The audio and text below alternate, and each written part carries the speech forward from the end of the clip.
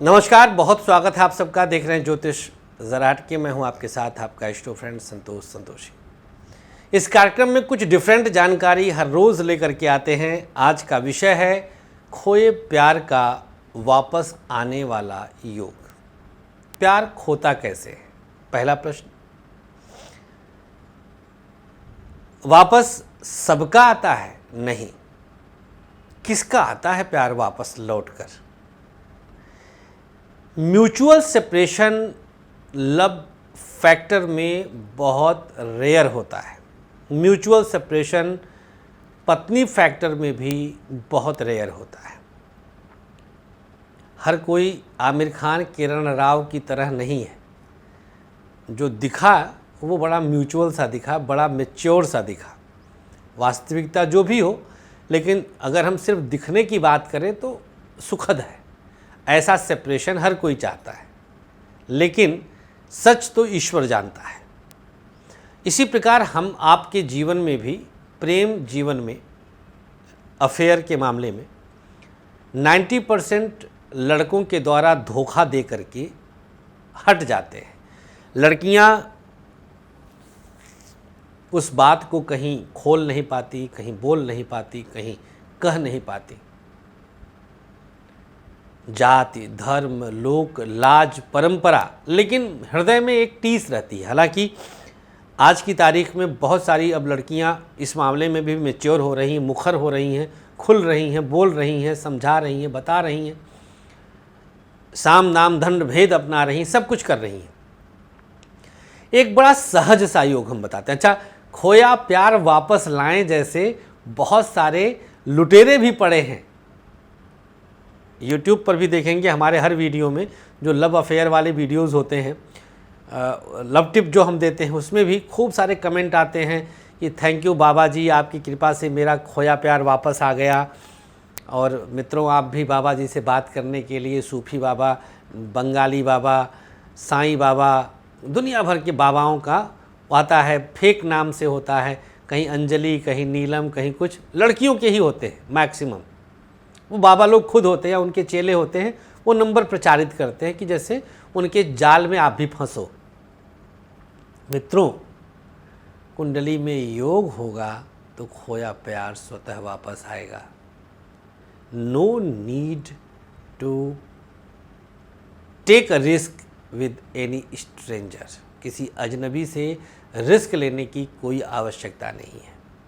आज मैं उसी योग पर चर्चा करूंगा। बहुत स्पष्ट योग है, बहुत अनुभूत योग है। अगर आपकी कुंडली का पंचम भाव और पंचमेश, ध्यान दीजिएगा, ऐसे लोग जो ज्योतिष विज्ञान में रुचि रखते हैं, पंचम भाव और पंचमेश यदि आपकी कुंडली के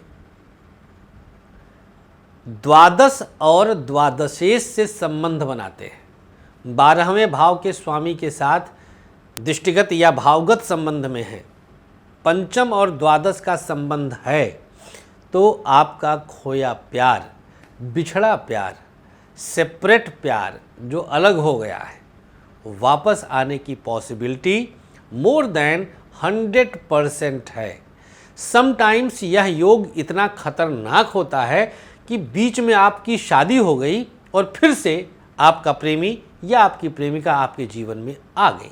खूब सारे केसेस आए मेरे पास कि आचार्य जी, हो तो गया था सेपरेशन, लेकिन फिर से वो मैसेज कर रही है, फिर से वो बुलाई है, फिर से वो मिलने गए हैं, या ये चली गई, लड़का है, बॉयफ्रेंड है, था कभी, सेपरेट हो गया था, उसकी भी शादी हो गई थी, आपकी भी शादी हो गई, फिर से आप लोग मिल गए किसी कॉमन फ्रेंड के थ्रू, किसी कॉमन पार्टी में, कहीं रेस्टोरेंट में, कहीं मूवी हॉल में मिले और फिर बातचीत शुरू हुई और फिर से आप टच में आ गए और फिर से आपके बीच संबंध बनने लग गए।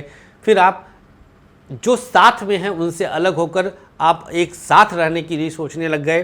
4-4, 5-5 परिवार एक साथ डिस्टर्ब हो जाता है। वो बड़ा वर्स्ट रूप होता है। उसमें द्वादशेश नीच का होता है या द्वादश के साथ छठे और आठवें का भी संबंध होता है। 6, 8, 12 प्लस पंचम, तो प्रेमी या प्रेमिका के कारण खून कत्ल तक की नौबत आ जाती है। लाठी डंडा कोर्ट कचहरी पुलिस मुकदमा सब होता है, छिछिया लेदर होता है, बदनामी होती, सब होता है। तो अगली बार किसी बाबा जी से संपर्क करने से पहले, खोए प्यार को वापस दिलवाने वाले बाबा से संपर्क करने से पहले कुंडली का पंचम द्वादश रिलेशन देखिएगा, तब चवन्नी खर्चिएगा, अदरवाइज ठाकुर तू तो गयो, कोई रोक नहीं सकता है।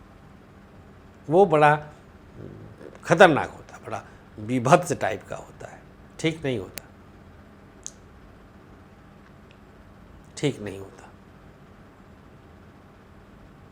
तो इस चीज़ को समझना बहुत ज़रूरी है, ये बातें बहुत गहराई से जाननी चाहिए।